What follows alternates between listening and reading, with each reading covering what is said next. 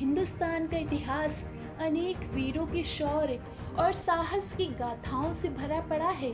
महाराणा प्रताप, छत्रपति शिवाजी, रानी लक्ष्मीबाई, पृथ्वीराज चौहान और न जाने कितने ऐसे नाम हैं जिन्होंने इतिहास के पन्नों पर अपनी वीरता की छाप छोड़ दी है। इन सब के बारे में देश का बच्चा बच्चा जानता है, लेकिन आज एक ऐसे दो वीर योद्धाओं की अद्भुत कहानी आपको बताने जा रहे हैं जिनकी वीरता का कोई भी मुकाबला नहीं है, लेकिन इतिहास के पन्नों में उन्हें वो स्थान हासिल न हो सका जो दूसरों को हुआ है।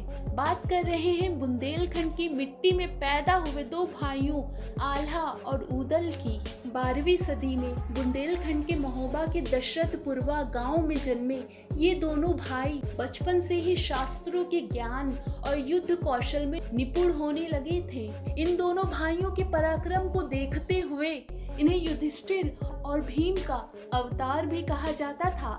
आल्हा उदल दोनों भाइयों में बहुत ज्यादा स्नेह था। अगर एक भाई पर मुसीबत आती तो दूसरा उसके सामने चट्टान बनकर खड़ा हो जाता था। वक्त बीता और आल्हा चंदेल सेना के सेनापति बने। आल्हा और उदल दोनों भाइयों का अंतिम युद्ध दिल्ली के शासक रहे पृथ्वीराज चौहान के साथ हुआ था। 11वीं सदी में बुंदेलखंड विजय का सपना लेकर पृथ्वीराज चौहान ने चंदेल शासन पर हमला किया था। उस वक्त चंदेलों की राजधानी महोबा थी। बैरागढ़ के युद्ध में आल्हा के भाई उदल को वीरगति प्राप्त हुई थी। इसके बाद आल्हा भाई की मौत की खबर सुनकर आपा खो बैठे और पृथ्वीराज की सेना पर कहर बनकर टूट पड़े। करीब 1 घंटे के भीषण युद्ध के बाद पृथ्वीराज चौहान और आल्हा रण में एक दूसरे के आमने सामने आ गए।